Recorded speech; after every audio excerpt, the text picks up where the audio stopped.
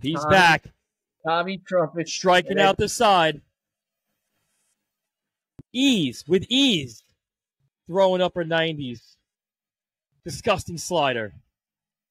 He's back, everybody. He's back. Welcome, sports fans, to the most unfiltered, unapologetic, and downright outrageous sports podcast on the airwaves. Get ready to dive headfirst into the world of hard hits, jaw-dropping plays, and the kind of commentary that would make your grandma blush. So grab your jerseys, crack open a cold one, and join the Fired Up family, where the passion for sports meets the unpredictability of live radio. This is Fired Up Sports Radio. And now your hosts, Joe, Billy, and Jeff. Welcome to Fired Up Sports Radio. Today is Thursday, March 14th. We're back, and the NFL free agency is wild. Wild that's putting it lightly, to be honest with you. We have probably the most anticipated and active first 3 days of NFL free agency that I've ever seen, and it's headlined by one guy. Kirk Cousins has done it again. I mean, we looked at it back a couple of years ago when he signed with Minnesota. The first guy that got a fully guaranteed NFL contract for all that money. It was amazing. We thought it was crazy. But now he just went out with a torn ACL, mind you. Remember, Cousins only played 6 weeks last year. He's made $400 million in his career. Yeah. For a guy like that, that's pretty good. Crazy. I kind of want his agent. Absolutely. I mean, you've got to remember, go back to Washington. He played the last 2 years in Washington on the franchise tag. Won his 1 year deal, made his money there. Everybody thought it was crazy. Turned that into the fully guaranteed contract with Minnesota that we all thought was crazy, and has now turned it into a 4-year contract worth up to $180 million at 36 years old, coming off a torn ACL. This agent's a genius. His agent, I mean, I'm gonna have to hire that guy. And he went back. I mean, I know he went to Atlanta, and it's somewhere where we didn't really think he was going to go. It's incredible to see. We all thought he was going to go back to Minnesota. I thought Justin Fields was going to go there. And then I found out his wife is from Georgia, so that was kind of an easy decision for him. Plus, he's got, I mean, if there's any time that you want to see someone's stock rise, it's going to be Kyle Pitts. That him and Drake London are going to really bank off of this. Like this, getting a real quarterback. I mean, it's Kyle Pitts. It's Drake London. It's Bijan Robinson. They just gave Darnell Mooney also a 3-year, $39 million contract. There is a lot to be looked at in Atlanta right now that I'll say. And I said it from the beginning with Atlanta. I've been telling you guys for weeks. I felt the Falcons were a QB away from making a big difference in this division and being quite possibly the best team in a not-so-great division. I still think the Bucs are better. It definitely helps, but remember, this guy hasn't won a big game. You know what I mean? Like, he's not a primetime guy. I mean, I did look at the schedule, and the Falcons didn't have any primetime games coming up, so that's probably had something to do with his decision, because he probably knows better. But they definitely got a better quarterback. I think that, like I said, I think Drake London is going to benefit from this. I truly think Kyle Pitts is, and any fantasy owner of Kyle Pitts, this is going to be the year. Because if he can't do it here, then I don't know what to tell you. But the only thing that's different, in my eyes, with them being either the division winners, because it's a shitty division, and not, is their defense. Their defense is kind of like there's no one really there. So they got to really work on defense. If they're going to do anything in the draft or anything like that, you got to go defense. Their offensive line is pretty good. Offensively, they're good. Defensively, not so much. Atlanta put themselves though in a great position right now. They got the quarterback. They signed the wide receiver too. I just mentioned Darnell Mooney. They got those pieces there now where they can go into the draft and they can focus on defense and they can focus on building up that defense even better. So it's going to be a real interesting division. I mean, to me, if I look at it right now, I'm going to disagree with you. And to me, the Falcons I'm more confident in Atlanta than I am with Tampa because, I mean, Baker Mayfield's back. He got paid. Mike Evans got paid. If you ask me which quarterback I have more confidence in, it's Kirk Cousins. And now I'm happy to see what Baker Mayfield did last year. But if I have to go in there right now and say, who do you believe in? Who would you? I have more faith in Cousins. I feel like his body of work over a longer period of time has been better.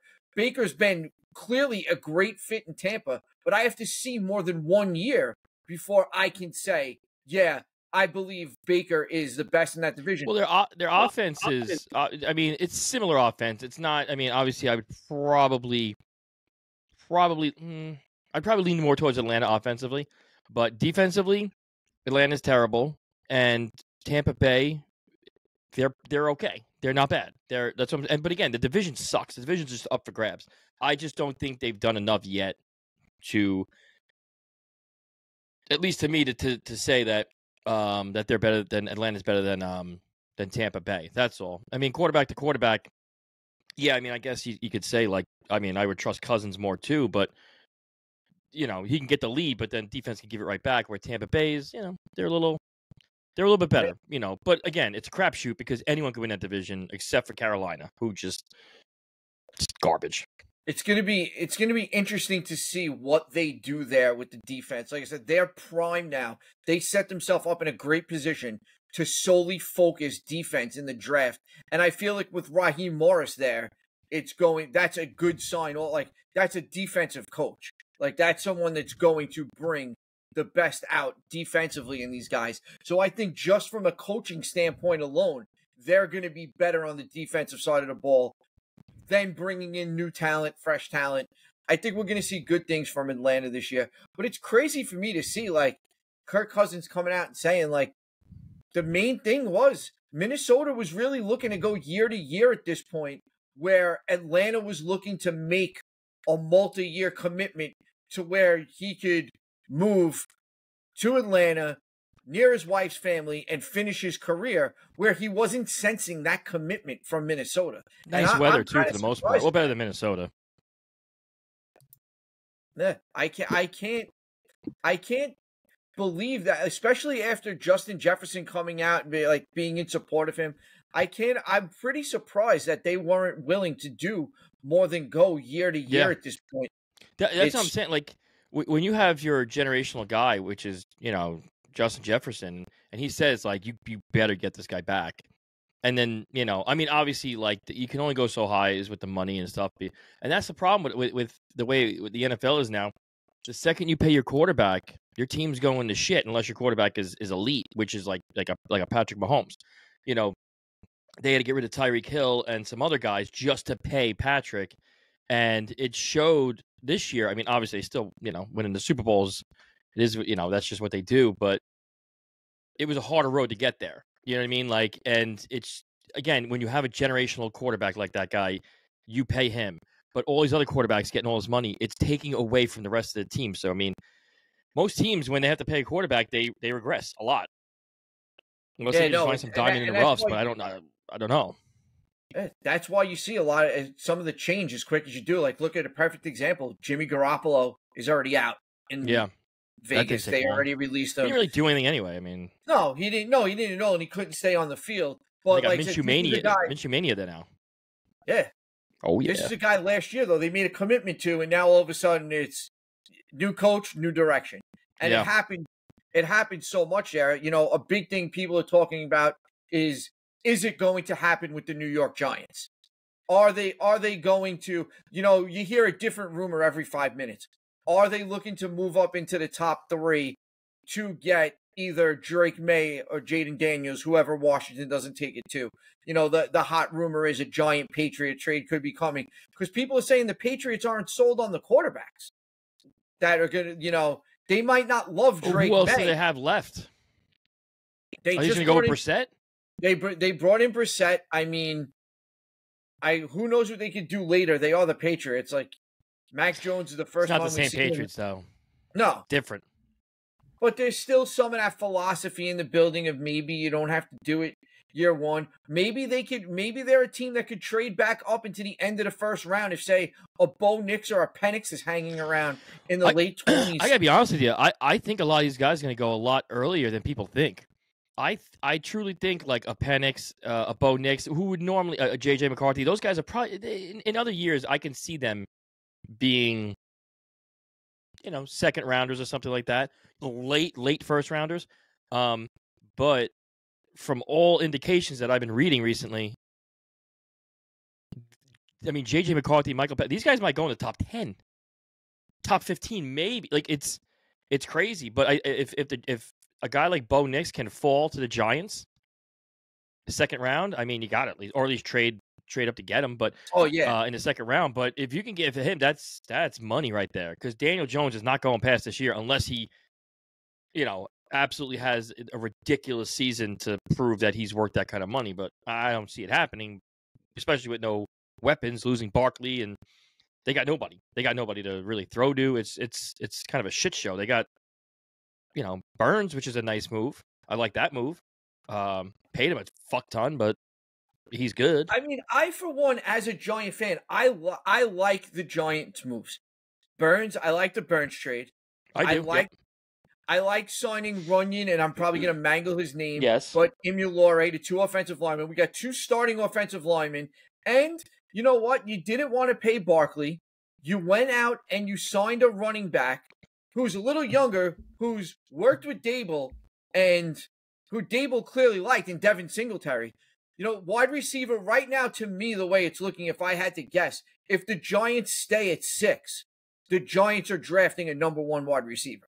Have to. Like, I don't believe. Would you even so much as go to like maybe a Brock Bowers if he's there, a tight end, or no? I don't. Think you want a receiver. I don't think it's 6. They do that. I think if they stay at 6, provided that Daniels or May doesn't somehow fall.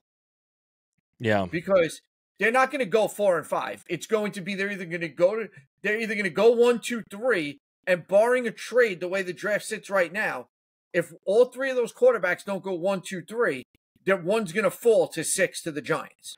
Well, I was just listening to an interview with Pete Prisco and another one was Chris Sims. But they're not 100% sold on Drake May. They see it being Caleb Williams in the league of his own. And if you look back, especially Chris Sims, I think the guy's a douchebag, but he hits on a lot of quarterbacks, his pre-quarterback rankings and stuff in the draft, and he hits on them 95% of the time. So he obviously knows something about that. And he sees as Caleb and Pete Prisco, they think it's Caleb in a league of his own. Then they think Jaden Daniels. Then they think Drake May. So Jaden Daniels apparently has been the most improved quarterback they've seen, or at least, those guys have seen in a long time, if ever.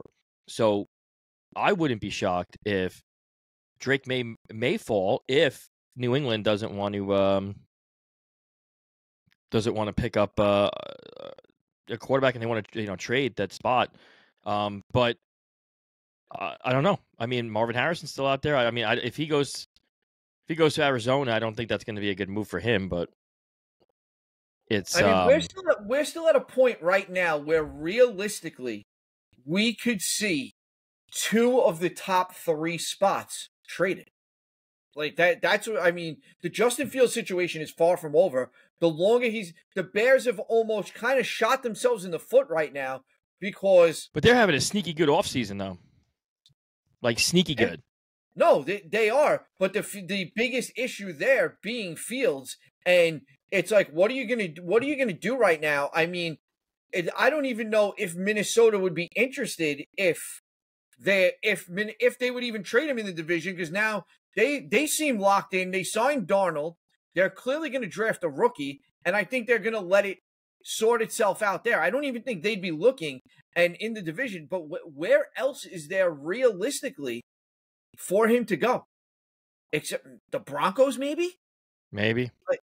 Like there's really not that many options left on the table. Your biggest two going. Your biggest Atlanta was your biggest. We spoke about it for weeks. I thought that was going to be the spot. But, I mean, and every day you hold him, his value keeps going down. Unless you hold him, someone gets hurt, in camp, and now you kind of now his value's through the roof. You know what I mean?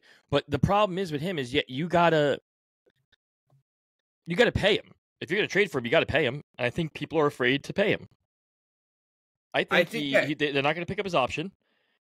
So why would you trade all those assets if you're not even gonna pick up the guy's option? If he's just like a rental, basically. Unless he just, I mean, I don't know what they're gonna do. They needed to get rid of him fast. Like they needed to. Everyone knew they were going with Caleb Williams. Everybody, basically, there was talk of him, not being traded and them going after Harrison or trading away the first overall pick. It was never gonna happen. Like that's just how sales work, man. Like, you know what I mean? Like GMs and stuff, they're all salespeople. That's how sales work. You kind of. I don't know. Maybe I'm going to keep him. Maybe I'm not. I don't know. Nobody knew. Nobody thought you were keeping him. Let's just be honest. Like Caleb Williams is so far pre-draft, what they call an Andrew Luck, a Peyton Man. Like that's who this guy's in the talks with when it comes to a prospect. But yeah, I didn't think there was really a reason. I thought it could have been a good idea, but I don't think there was any inclination that they were ever not going to pick Caleb Williams. So you should have gotten rid of Justin Fields instantly. But again, he doesn't have a market out there for the most part because most of these teams don't think very highly of him because look at the Raiders. The Raiders could have used him. But what the Raiders do? They got Gardner Minshew. They're paying Gardner Minshew instead of trading, a third round pick, a fourth round pick for Justin Fields. So maybe people just don't really find they just overrated him or something. I don't know. He seemed to be better as time went on, but what about the Jets? Why don't the Jets try and trade for him? They want. I mean, apparently they were supposed to take him in the draft that year. They didn't. Why not try and make a trade? You have Aaron Rodgers at least for another year, maybe, but after that, you don't got anybody.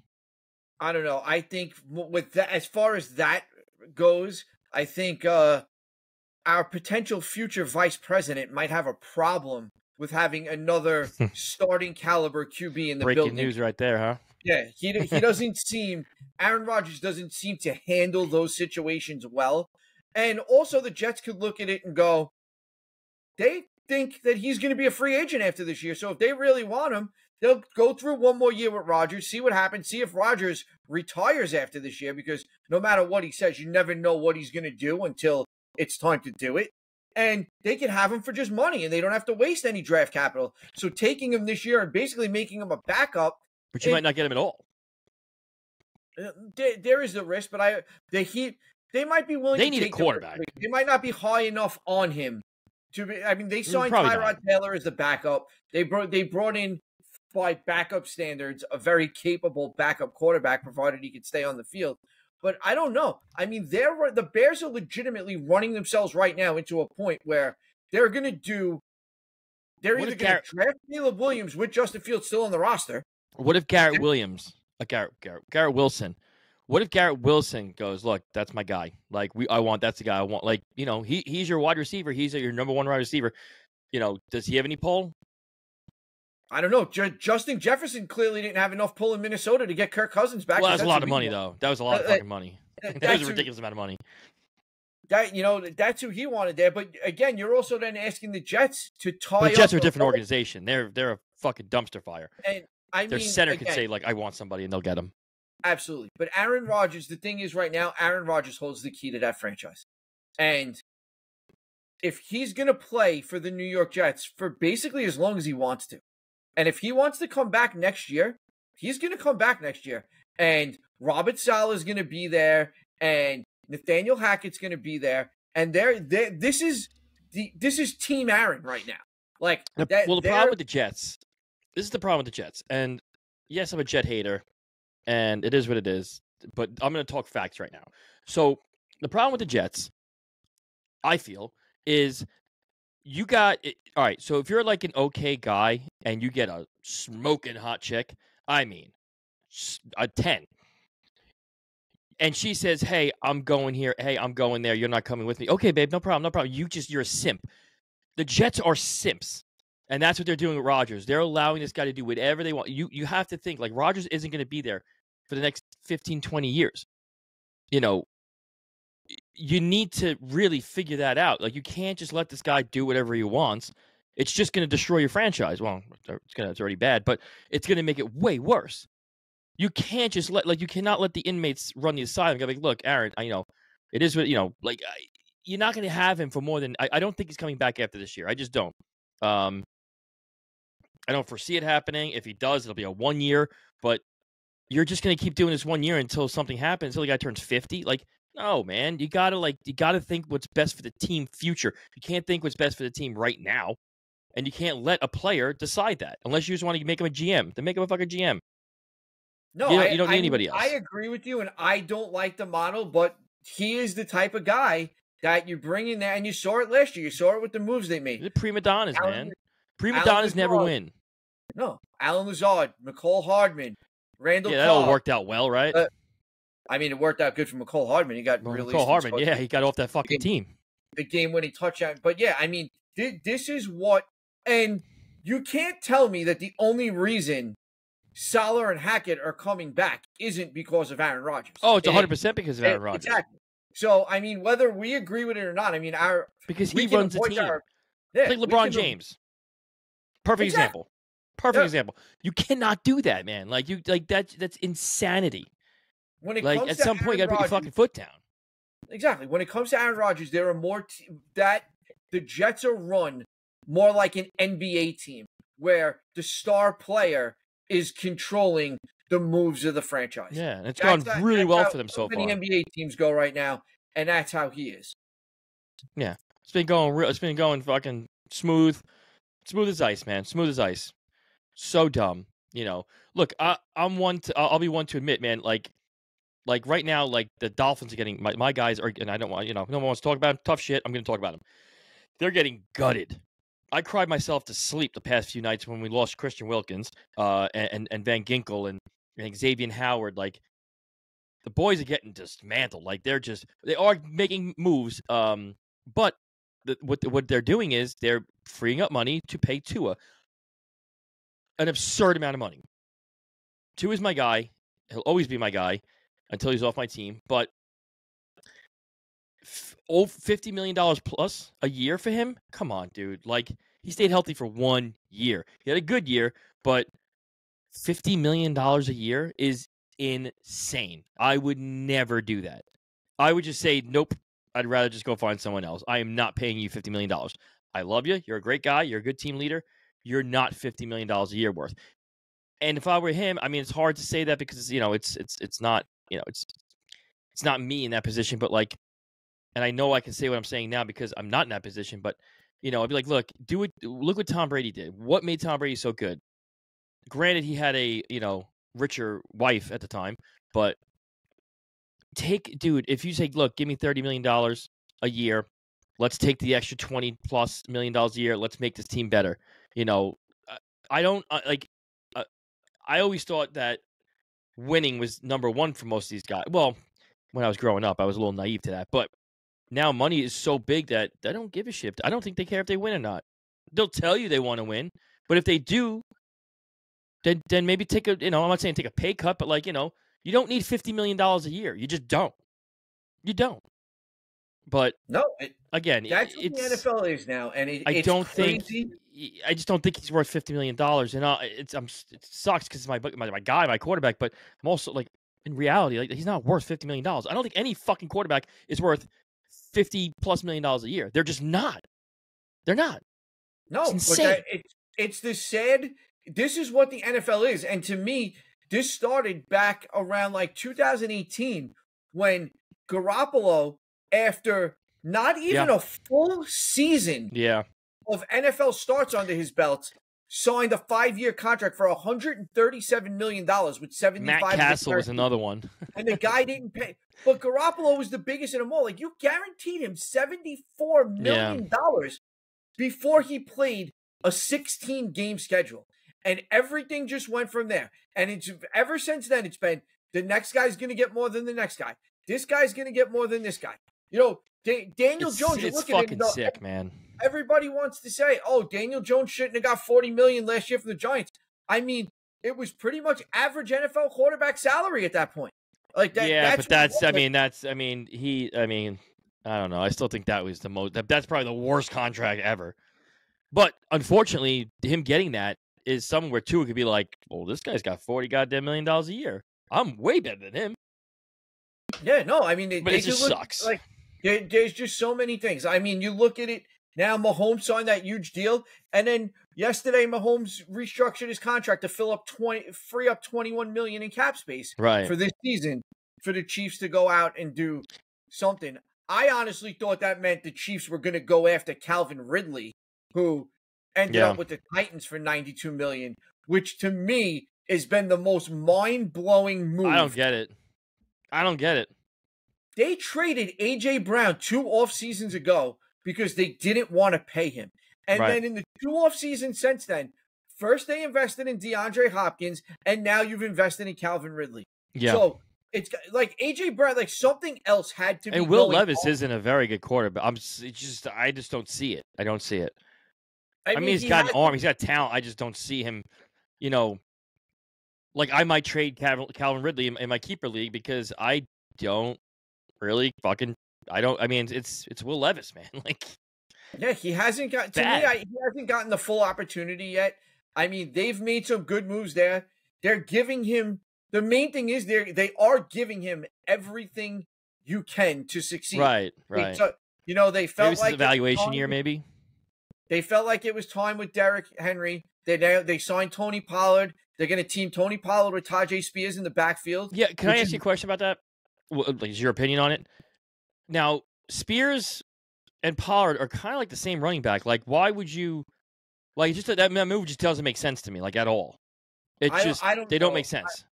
I think they're going to add, whether it's in the draft or like lower end free agency. I think they're going to add the bruiser, like the goal line back to that. But I think like an AJ Dillon or something. Yeah, A.J. Dillon's definitely a possibility, depending on the price tag, probably at this point. But you look at it and go, Tony Pollard did his best work as a committee back with Zeke. I mean, and Zeke was the bruiser, you know. But you know, they're gonna look to get Tony Pollard more back into that role, one way or another, because the last 2 years he just didn't stay healthy. Yeah, he exposed himself big time. He exposed himself big time of not being that running back. No, but you need to have, like you said, the bruiser. You need to have that. You need to have, you know, the quick feet. Yeah, he's just not an every down back. It's just not him, and he proved that. You know, to us, it's, you know, he obviously still could be useful, but I mean, he was exposed big time, man. He kind of lost himself a ton of fucking money there, but but he went into a situation, and that's what that to me is the best thing with these young quarterbacks, and I've said it for a long time. It's put them in the best position to succeed. Like Daniel Jones, I'm never going to fully blame it all on Daniel Jones. You were behind an offensive line last year that gave up the second most sacks in NFL history. You never had a number 1 wide receiver. Like, I'm not making excuses. I'm stating facts for a guy that was never fully given everything you need. Like, look, like I said, Will Levis. They went out and got him. He's got 2 upper echelon wide receivers in the NFL right now. They've built him a solid backfield. They have a good offensive line. They're giving him the tools to say, kid, we've given you everything you need. You're either going to sink or swim right now. But they know they're giving him the right things to succeed. Where a lot of these guys, you see, they don't get that. Yeah. Yeah, I mean, again, I watched Daniel Jones. I don't know, man. I just don't. I don't know. I don't know with him. I mean, he had that one good year, but I mean, was that it? Was it just one good year? You know, I mean, I guess we're going to find out soon, but you know, if they want to cut ties, they'll be able to do it after this year. I just don't know who's going to be out there next year for him, but you know, either drafting or who's going to be available. But yeah, they need help on the offensive side, man. Yeah, The Giants, definitely help. I like the idea of them. Again, you didn't want to pay Saquon. Saquon's in Philly now. Oof. How'd that make you feel? You know what? Only because it was Philly. Like I was, that's all I'm saying. Does it suck? Yeah. But to me, he had every right to do it. I'm never gonna hold that grudge. I wish the guy the best except for twice a year. He went home to, well, he's a Penn State guy too, so you know, I'm sure there's a lot of happy Philly fans out there. I have nothing against Saquon. I'm not going to take it as far as Tiki did. He's not dead to me. Like, these guys did what they had to do. That's the problem. The fan can't listen to it anymore. It's terrible. I tell you that all the time. The same thing with Xavier McKinney. He went out. He got paid by Green Bay. I wish these guys the best, except when they're playing the Giants. Talking about Green Bay, I don't understand what they did either. Why would you pay Josh Jacobs and let Aaron Jones walk? That made no sense to me at all. Aaron Jones is the guy. He's younger and he's better. I don't understand what the fuck that was about. There's something going on there. It must have been, because that made no sense whatsoever. Because, I can tell you right now, it's clear as proof. He went to Minnesota to stick it up Green Bay's ass. Well, yeah. And he took 1 year, $7 million. Aaron Jones could have gotten more than 1 year, $7 million from anywhere. He wanted to go back in there and give them the big FU and go in there and try to beat Green Bay. So next year, every time Aaron Jones plays Green Bay, bang the over on everything. Yeah. Everything over. I think he's going to go in there and he's going to look to tear Green Bay apart. But Green Bay's another team. Back to what I said a minute ago. They're giving Jordan Love everything they feel he needs to win. But not really, because those wide receivers that he has, they were just guys. Like, that wasn't we're going to go out and make this guy. We're going to give him all the weapons. They all just became really fucking good. Like, they just had a good draft. They had good pickups. Like, they just have a good wide receiver core. I don't think they did anything I don't think it was meant to happen. They were hoping these guys were going to be good, but I think that was a different situation where they didn't go out and get a Calvin Ridley for him or anything like that. They just had Christian Watson and always you just had dudes and they just happened to be really, really good. That's what I'm saying. They bring in guys, and whether it's a name or not, they have confidence in what they're putting on the field. I believe Brian Daboll went out there last year with confidence in his wide receiver room. Brian Daboll knew he didn't have a number one. He was hoping that they really went into last year, the Giants, hoping that Darren Waller would have an old school Darren Waller 100 reception year, and nobody would be talking about the fact that there wasn't a receiver close to it. Like, Darren Waller was the number one receiver. That's what they looked at, and they realized that that's not going to be the case. And like I said, to me, if they stay at 6, they're going to correct that in the draft. And that's why I'm glad to see that they didn't go out and spend ridiculous money on a wide receiver. Because right now they're still at 6, and I believe if they're at 6, they're looking at the wide receivers at that number. So you didn't go out and spend it because there was no reason to. I wonder how much it would take if they would trade up to get a Marvin Harrison. I don't think Arizona, because I think that's who they're targeting. Yeah, if it's either him or maybe a Brock Bowers. I don't know what their tight end situation is, but if I'm the Giants, I'm at least trying to make calls. I don't know how much it would cost you, but if you can get a Marvin Harrison on that team, but you also have to ask helpful. Yourself, Ben. I agree. I think Marv is great. I have to look at it and say, is he, with the compensation I'm going to have to give up, which is probably going to cost me next year's number one, is that worth over the next best wide receiver? Is it worth paying all that for him over the next best wide receiver? And I honestly don't think it is. I think the Giants, if they're not trading up into the top 3 for a quarterback, then they stand pat and go with a wide receiver at 6. I'm telling you, man, I don't know. I got this weird feeling that like Bo Nix is going to be a Giant. I don't know why. I can just picture him in the blue. I don't know what it is. It's just, I don't know. I could see it. I could see it going back. I could see them if something happens late in the day, late day one, and then being like, okay, he's still there at 31, 29.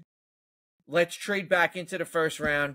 We'll give up our second round and something next year, and let's get back into the first round and grab him. Because honestly, Daniel Jones needs somebody there. He needs someone there to push him, and just to really see what he's got. And I think it would be very smart for the Giants to catch themselves one of the quarterbacks here. One of the the better ones, and by the better ones, I'm talking about like a Penix or a Bo Nix, or I mean, not a lot of people have a lot of confidence in JJ McCarthy. To me, he just seems like a winner. He might not get you, more like an Alex Smith kind of guy. Probably won't get you, 5,000 passing yards a year, but I think he can win. I think he's good enough to win. I think he's smart enough to win, but I think that would be the best bet for the Giants. I'll give you another scenario where me as a Giant fan, I would be intrigued to see. We go wide receiver in round 1. We go probably secondary or linebacker in round 2. Like a Nabbers, maybe? You can probably get a Nabbers, right? Spencer Rattler in round 3. He sucks. He sucks. I wouldn't take him off the non-drafted list. I'd stay the fuck away from that guy, man. I don't know. See him. The guy went to like 3 different colleges. Like he's just going to college until he finds something decent. He's not good, man. Don't do it. Don't do it. As a project, again, you're not looking. If you're not going round 1, it's doubtful anyone's pushing Jones this year unless you're going round 1. So if you're going back in the draft a couple of rounds, what's it costing you? If you don't like the way he looks in practice during the year, you're going to draft or sign someone next year anyway. It's a 3rd round pick. We're not talking 1st round money. We're not even talking $1 million a year. I think something like that is worth getting a look at later on in the draft. Because the last thing you want to see is the guy gets drafted right after him becomes like, one of the top, pass rushers or something. Because you know how that shit happens all the time. Oh, I mean, you always miss out on that one fucking guy every time. You could draft a corner in the 3rd round in the pass rusher, and then you're going to be asking yourself. Well, that's what I'm saying. Like, I'm not wasting it on a Rattler just to see. Like, he doesn't have enough upside for me to see to waste a pick. I mean, if you want to catch him in like the 5th, 6th round and whatever, but that's what I'm saying. Telling you, man, I've watched him enough. Stay away from him. Stay away. He is not good. Even like a much later in the day, maybe even like the end of the draft, a Jordan Travis. His stock got fucked, man, because of his broken leg, man. He's good. He's actually not bad. He's not bad. That's what I'm saying. Like these are guys that can go in there, and again, you're not commit at that point. But his upside's way more bigger than Rattler's. Like again, like this guy went to like 3 different colleges. There's a reason why, because he kept losing his starting job, so he had to keep going to these places. I'll take my chances on a Jordan Travis before I take my chances on a Spencer Rattler. That's for sure. Like Jordan Travis. Like these are guys we're talking about potential day 3 picks, maybe even late 3rd round or day 3. I think Jordan Travis go earlier than that. With the leg, I'm not positive. If the leg comes out being okay, I mean, he's got the talent. Like he's a 1st round pick. At least he was trending that way, and before he snapped his leg in half. But I'm saying if that presents itself where he's there day 3, it's not all it's costing you is the draft pick. The money is nothing, and again, you have a full. He's not go if you go past. I think if you go past McCarthy and Nix, who you can argue who's the top 6 are, where they fall, which one is 5, which one is 6 between him, Penix, and McCarthy. If you go past that group, nobody's coming in and pushing Jones this year. Unless Jones is like bad, then you're like, we got to try something. So to look at somebody and say, you know what? Yeah, no, he just wasn't picking up the offensive practice. Like, we're not where we need to be. We need to look for another quarterback next year. There's no harm, no foul there. You're doing no harm. Like, I'm not saying draft Spencer Rattler in round 2. No, not at all. But if you're talking, I would take it all, Billy. I would take it all. If you're talking about he's there on day 3, him, Jordan, I take a shot on one of those guys to Jordan see Travis. Yeah, I agree with Jordan Travis. I just telling you, man. I just don't think Spencer Rattler's a guy. I don't think he's a third string at best. At best, Jordan Travis has talent. So I don't know. I guess we'll have to wait and see. Really, I mean, no one thought Tom Brady had the talent. That's why he went in the 6th round, but he turned out to be okay. I know. I know, but I'm just going by what I see, and what I see from that guy is dog shit. You look at it, and you can definitely make the comment of, okay, DeVito's not. The Giants know already that DeVito's not going to be the heir apparent to Jones. No, they knew that when they he'll be in the CFL in a couple years. Once they made the move back to Tyrod Taylor, that told you all you needed to know right there. And I say the same thing. If they could develop DeVito as their backup quarterback for a number of years, they did something right. I know we signed Drew Lock this year, and you're going to see. I mean, there's a potential. I don't mind that. I mean, I guess that's one of the guys that can. He's that guy just tosses the ball. He don't give a shit. I kind of like that. That's what I'm saying, though. You're looking right now, if the Giants don't go round 1, you're looking at a guy like Rattler, Jordan Travis, any of those guys. They're coming in realistically to push DeVito for the QB3 job, and I'm okay with that. Yeah, like I said, he'll be in the CFL in a couple of years, so we don't have to worry about that anymore. Very, very likely. I mean, that's really what it is. But another team to me that has made some good moves this offseason, the Commanders are doing things right. The one thing I like about the Commanders, what they did was Eckler, not for any other reason other than I like what they did because they're going to have a new quarterback there, a young guy. Eckler is a receiving back, basically. He's obviously pretty deadly on the ground, but he's a receiving back, and that's a guy you really kind of want to. When you have a young guy and he wants to dump off, like that's the perfect guy to go. Like I agree. I think they're having a really, really good season, off season so far. I really like the Eckler move. They didn't give him a ton. He might be losing a step, but it doesn't matter because if you have him and Brian Robinson 1-2, that's a pretty good. That's a pretty good team you have in the backfield. They're good. I like the move. I like the move a lot, especially with the young quarterback needing someone to dump it off to. I think that was perfect. I think it was a perfect move. They did a lot of things, and honestly, one of the biggest things they did is they're trying to bring in good team guys there because they know that place was toxic, and they went out. Eckler, everything you have always heard about Eckler, he's a good guy. Marcus Mariota is a good guy to have in your building. You're not looking at him to be your starting quarterback. You're not looking for any. He's a good guy to have, and you know that to be true because he gets a job every year. Yeah. He's a good guy to have in your quarterback room. And they signed Bobby Wagner. Yeah. Like, they're out there. Reuniting with Dan Quinn. Yep.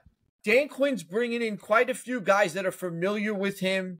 He's already made 2 good moves with Blatsis and Algretti on the offensive line. He brought it, they're looking there. I'm kind of excited to see how he does this year. Dan Quinn. I'm actually. I feel like he's going to be okay this time around. Yeah, no, I think they're doing things right. I think there's a big. It's not just even Quinn. There's a big change in the organization there. Well, there's new owners now. Yeah, there's no rapists, and you're seeing it already because they're out there. They're bringing in good character guys, and that's a big thing. And I think they're going to be real good. But the one team I can't figure out, man, I can't figure out the Dallas Cowboys. Jerry Jones came out last week. I thought Barkley was going there. That's where I really thought Saquon was originally going. I'll be honest. I thought Barkley was going there, and I thought once they didn't get Barkley, I thought Derrick Henry. Derrick Henry, yeah, it would have been perfect for him. Yep. That's such a cowboy move. Like, I thought it was going to be Henry, but now the only thing they've done is they signed their long snapper, and then they got Eric Kendricks to pull out of his contract with the 49ers and sign with Dallas last night because of Mike Zimmer. Because Mike Zimmer he's familiar with Zimmer from Minnesota. Zimmer wanted him to be his guy calling the defense on the field, so they got him. But that's it. I mean, Jerry Jones was out there 2 weeks ago. We're all in. Jerry Jones has never been a big free agency spending guy to begin with, but at this point, what does "we're all in" mean? Like, you're all in on the draft? Like, should we expect the Cowboys to be trading to get a ton of draft picks this year? Like, I don't know what the hell goes on with that team. Yeah, well, I mean, Skip Bayless, see his tweet? Yeah. The comma was huge. The comma was huge when he put "all in my ass." Yeah. If he would have accidentally just not put that comma there, that guy would have been done for. But that would have been. I'm not saying I photoshopped anything online and reposted it. I'm not saying I did that at all. Didn't do that. But I hate that man with a lot of hate in my heart for that guy. He's a douchebag. Don't like him at all. Would have loved for that comma just to disappear. Either way, Jerry Jones is kind of, I don't know if he's losing it. I don't know, man, but like, you didn't do anything yet. Like, what? It was the offseason of the running back, and you don't have any. Like, what are we doing? I would hate to be a Cowboys fan right now. So much for the running backs aren't getting paid mantra. Well, they're not getting paid crazy money, but they're getting paid. They're getting a 1 year, 2 year, 3 year. They were aggressively pursued and good for them quickly, and clearly they were happy with it because it wasn't dragging out. These guys all signed in a day. Yeah. Yeah, no. It was and then Joe Mixon gets traded. A lot of trades too this offseason. A lot of trades. That to me was a great move. Once they let Singletary go, bringing in Joe Mixon into that Texans offense, that team just makes good. Like, that is a team with a direction. Well, Cincinnati wanted him to take a pay cut. Yeah. And I think basically what happened was he's like, I'll take a pay cut, but send me to Texas, who doesn't have any income tax, and then we'll be good. I'm pretty sure that's how he figured it out. But he it's a good move for the Texans. It really is. I don't know what they're planning on doing in Cincinnati, if they're looking to draft somebody like kind of like I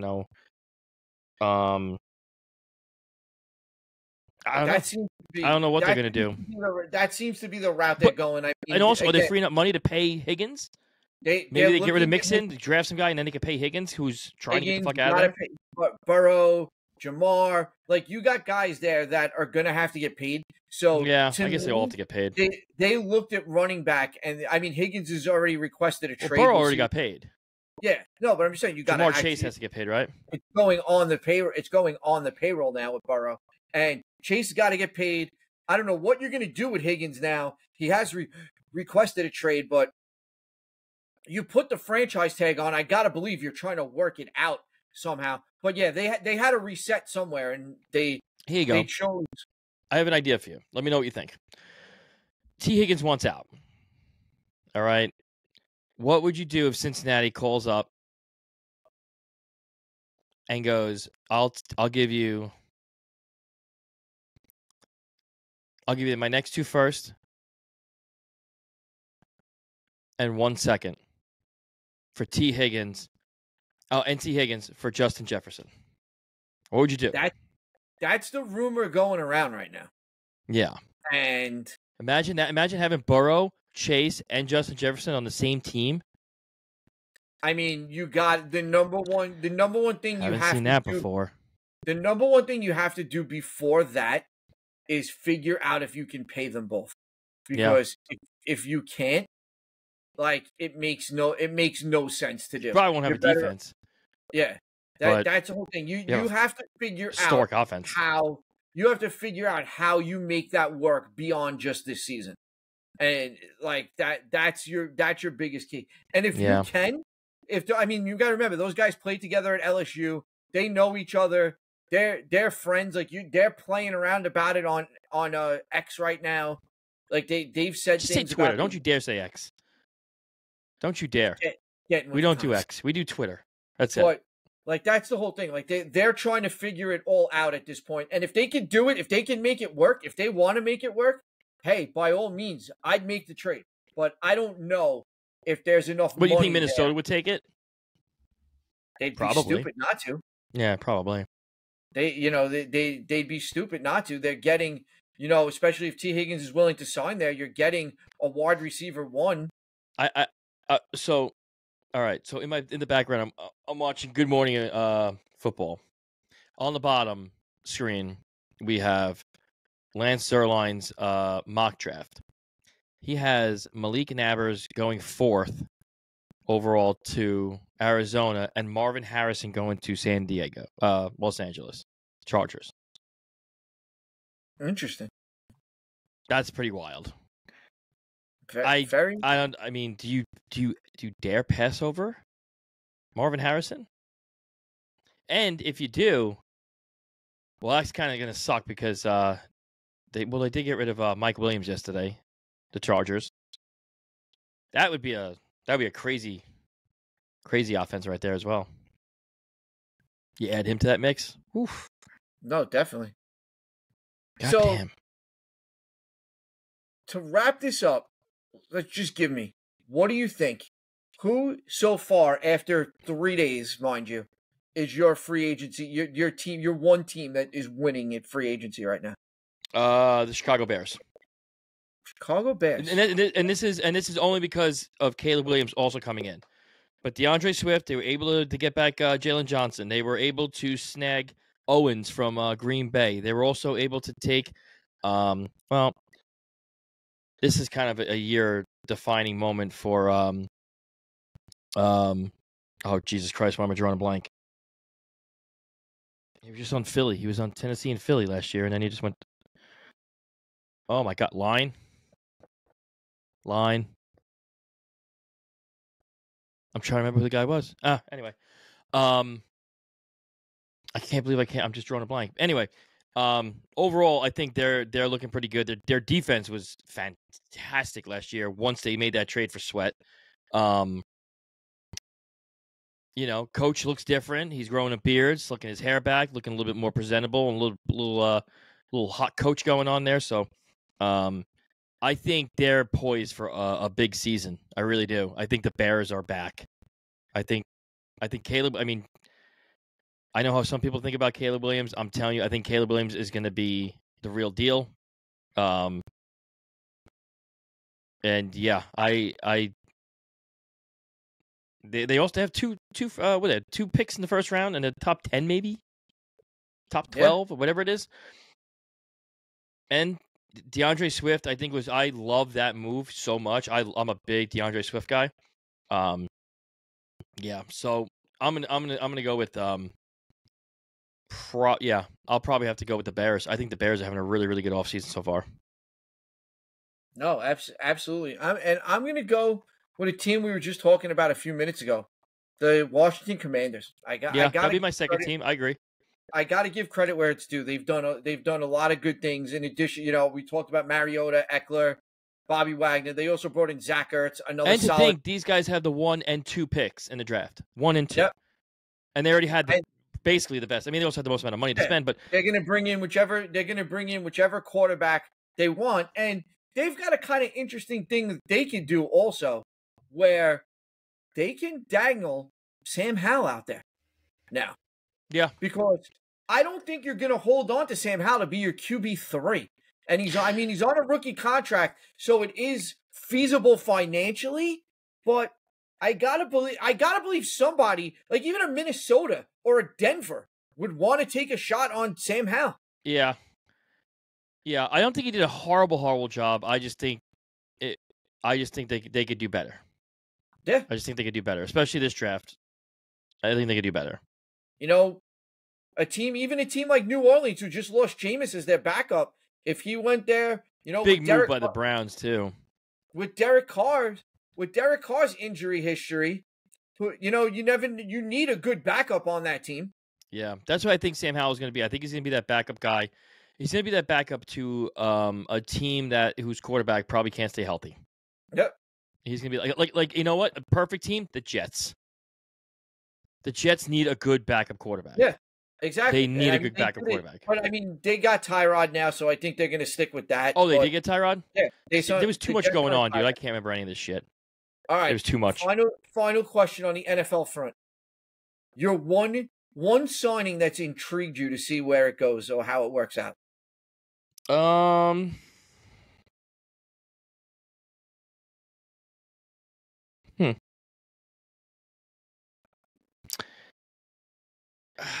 don't know, man. I'm curious to see how Christian Wilkins will do in Las Vegas with Pierce as his head coach. Pierce is a big defensive guy, and Christian Wilkins, he's so much fun. And he's one of the top, one of the top defensive tackles in the game. He got paid that way. I'm kind of curious to see how he does under Antonio Pierce's tutelage. I'm kind of curious about that. I think he's going to be good no matter what, but no. And I'm going to keep tabs on him because I love the guy. I do. I'm still heartbroken by it. I really am. Definitely. I mean, I'm going to dig a little deeper on this one, and I'm going to go with Sam Darnold in Minnesota. Okay. This is going to likely be his last shot to become an NFL starting quarterback by any stretch of the imagination. Now, did he learn enough last year with Kyle Shanahan in his 1 year in San Francisco that something's changed? We saw what Kevin O'Connell did with Kirk Cousins. Probably got more out of him than we expected that he would. And, can he do the same with Sam Darnold? It's going to be really interesting to see how they proceed there. That's a good one. They're another one. I expect them to do something like, again, a team that could trade for Howell and bring him in, or a team that could draft a quarterback later on, and maybe, another team that could be in play for a Knicks or a Penix late in the first, like coming back late into the first round. If one of those guys are there, a team that may shock you and jump on JJ McCarthy with their first pick if he's still there. They still have a lot of options with the 1 year contract. It's going to be really interesting to see how that plays out. But, I can't even fully focus on that right now because my main focus is on Garrett Cole. It's baseball time, baby. The one guy I couldn't lose. The one guy the Yankees could not lose was Garrett Cole.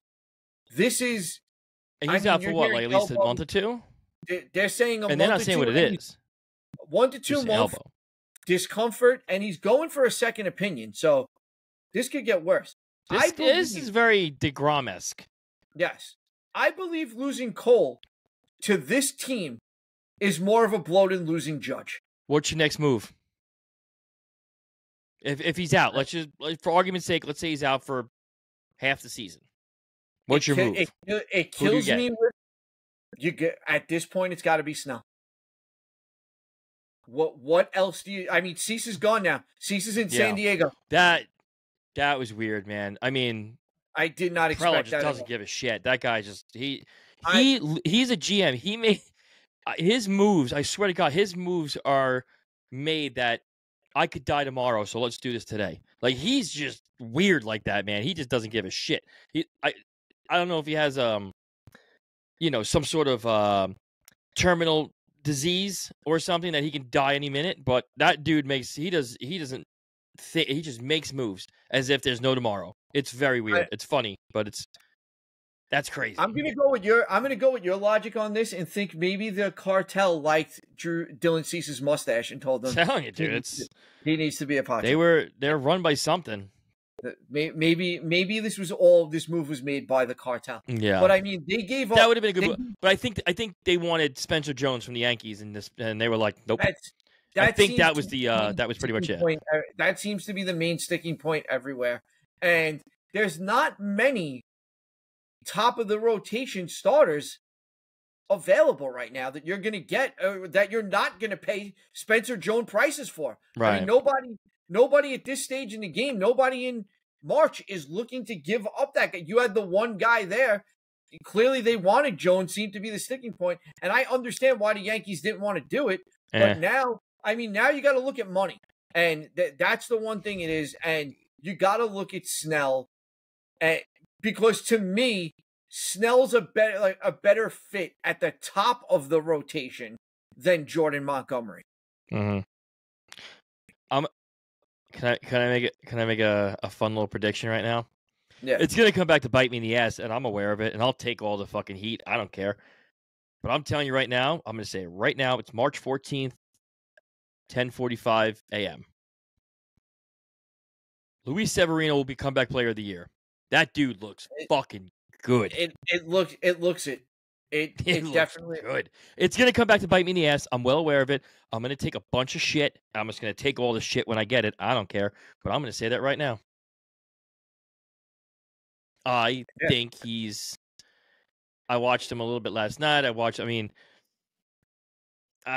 fastball's back in the upper 90s. His slider's sliding. It looks good. He looks very, very good. And good news on the Mets side, Senga's, all of his injuries, extremely, extremely positive. So he might get back a lot sooner than we thought, which is good. Very, very good. Yeah, no, Severino looks good. He looks comfortable. But, I mean, Cole is, to me, this is the biggest blow. It's a big hit. It's the biggest blow that could have happened to the Yankees. Yeah. I'd rather, at this point, the way this team is constructed, give me a choice. I have to go a month without Judge or a month without Cole. I'd go a month without Judge.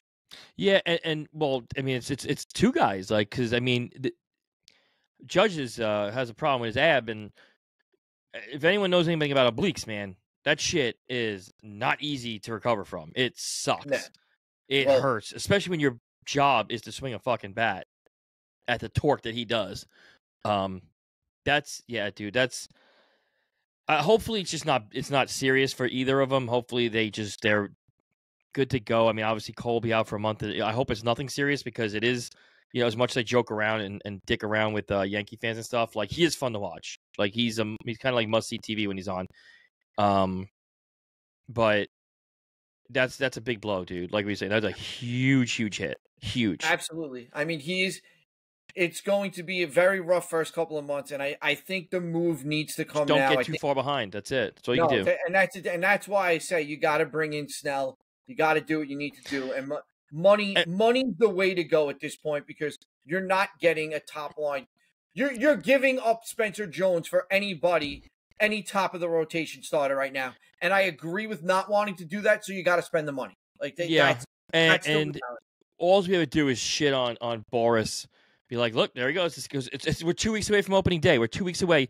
You have two of your guys still out there without, two top pitching guys not there on any teams. And you're not hearing anything. Wait, something like this happens, boom. Like how the fuck does he do it all the time? How does he do it all the time? He's always doing it. But these guys can't be. I can't believe those guys are comfortable waiting it out this long either. I couldn't, man. I can't. I need to know what's going on. I hate not knowing. Oh, it sucks. But you know what? I say Snell, but I tell you what, and we've talked about this a little bit, maybe excess. If I'm making the move, I'm going Bauer. Like a 1 year prove it deal kind of thing? All he wants. Yeah. I mean, look how he threw the other day against the Dodger. I'm not worried about who he struck out and who he played against, but what he was throwing. The guy's throwing 90s. High 90s. Yeah. Like, he's there. Like, that would be where I would take the shot to replace Cole, but I don't think that's going to happen. I mean, and also on the injury front, another one that came out this morning, it's even worse. Devin Williams is out at least 3 months with 2 stress fractures in his back. Yeah. That's another hit. I mean, I didn't expect them doing I didn't expect them doing much this year anyway, the Brewers. But he could have been a good trade piece. That's what I was going to say. He could have got you a lot back. I mean, yeah, that is a big fucking blow, man. A big blow. But I mean, it depends. I guess he's supposed to be out for what, 2-3 months? They said. Maybe get him before the trade deadline. He shows something, but yeah, that definitely takes a hit. Shut down for at least 6 weeks and then start a throwing program. Yeah. So he'll probably be done for about 3 months. So let's say he comes back in June, middle of June. Trade deadline's a month and a half away. If he just shows up and just starts being him, you probably got. I mean, you probably have a shot. You probably still get people for him, but I mean, just in general, it really does. That's a big blow. That's a big blow, that bullpen. I mean, it's easier. It's an easier road back for a reliever, especially a closer, because you're like, okay, I need to get this guy back to where, in worst case scenario, he's throwing 25 pitches on a night. That's all you're not looking to build a starter back up, so to speak.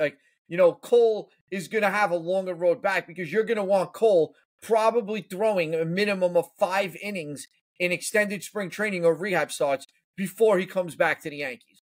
Whereas Williams, you're like, okay, when he's ready, let me see what 30 pitches look like. And okay, get him in back-to-back nights, see what he feels like after that, and then we're good here. Well, yeah, I mean, speaking of closers coming back. Go ahead. Go ahead. I knew you couldn't resist.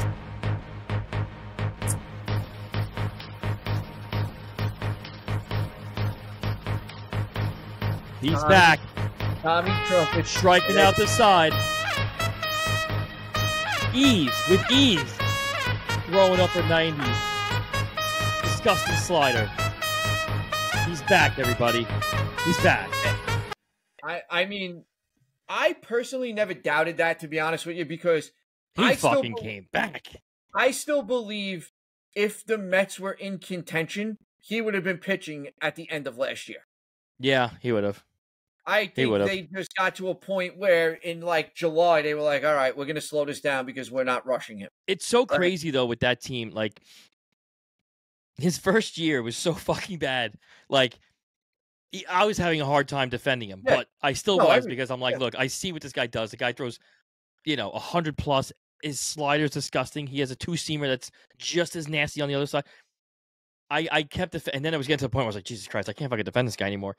And then the fan base ready to assassinate the man and send his ass back to wherever, whether it be Seattle or Cincinnati. He didn't give a shit where he was going. And then since then, just fucking lights out. And now everybody cannot wait for this dude to come back. And Citi Field, Steve Cohen, what he did with Citi Field, they have LED lights now. So now there's going to be a bigger show when he comes out. Lights are going to be going off, flashing. It's going to be crazy town. I'm so pumped. Oh, yeah. I said, not going to have a good season, but I don't give a shit. I'm always optimistic in the beginning. Yeah, I'm very optimistic in the beginning of the year, every year.